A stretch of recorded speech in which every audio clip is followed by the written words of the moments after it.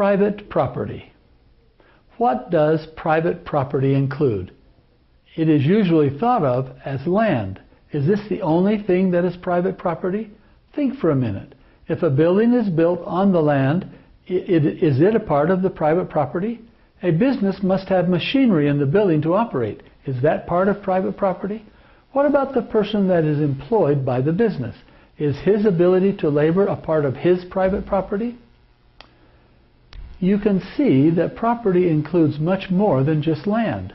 It can be described as any form that produces value. All activities that are a part of production are the property of someone in the production process. Labor, resources, and capital are the basics of the economy and are always used in production. Therefore, they can all be thought of as private property. Private property is much more important in the overall picture than just the land or the building that houses the business. Private property really embraces all parts of business life. If someone controls your life, does he also control your personal private property? Therefore, when a person says that without private property freedom cannot exist, he is really expressing the fact that we need to be able to control our lives for freedom to exist. Without private property, there is no freedom. What is the difference between real property and personal property?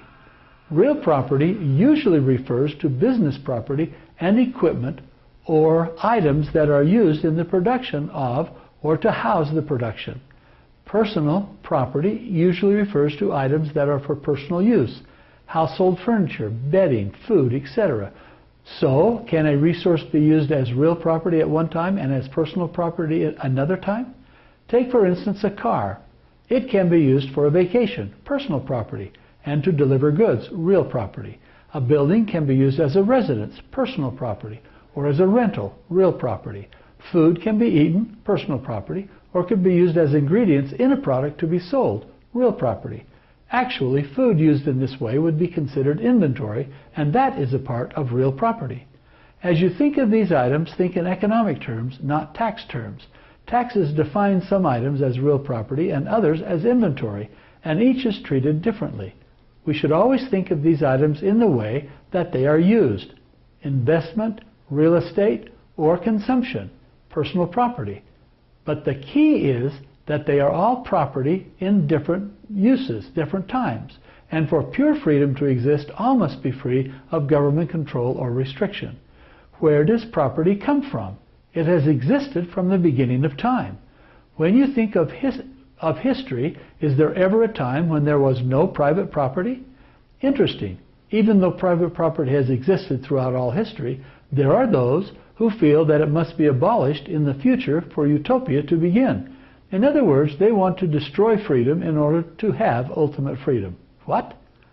These are some of the ridiculous statements also made by some who profess to be economists. Think about this more completely. Will ownership of property really be destroyed under any of these communist systems? Or will the ownership of the property just transfer to someone else? Look at the Soviet Union of the past. They said that everything belonged to the people and that everyone owned everything, the utopia. No private ownership, but whoever controls an item owns the item. If I can direct how an item is to be used, I control that item and in essence own it, even if I do not say I do not. Now those who own the items in Russia, who controlled them? Can owners of an item give themselves more of the item than they give to anybody else? Since they can do that, and the leaders of many countries do give themselves more than they give to their people, they obviously own the items. But it doesn't mean that they must give more to themselves. It just means that they have the authority to make the decision of what everybody gets. Those who control the items own the items.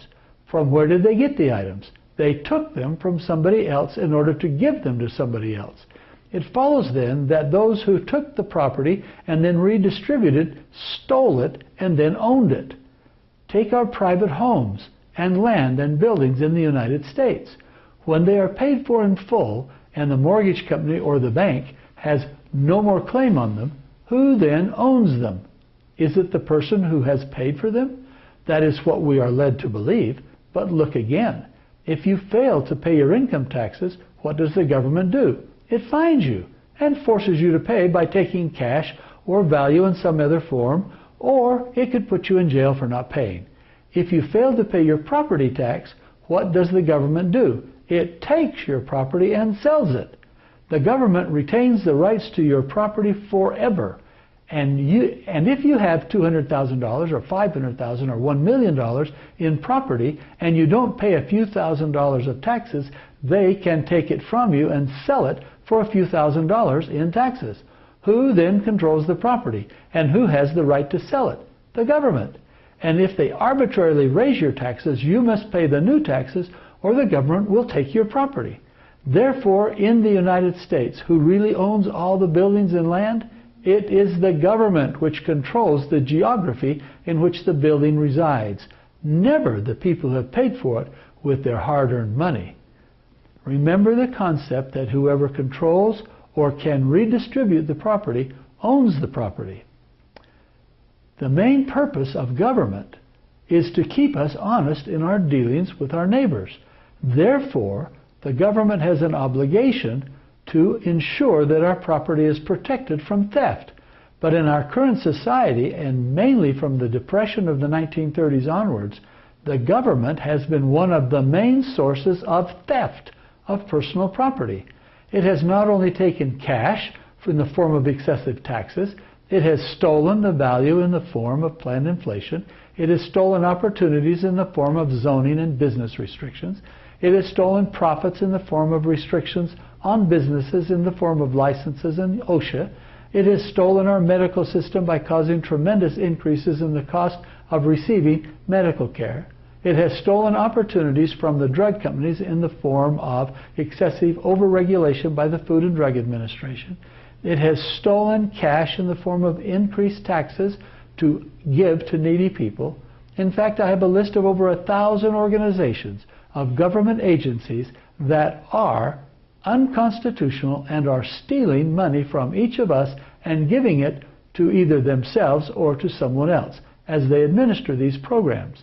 In other words, our government has changed from a position of protecting us from theft to becoming the biggest thief of all.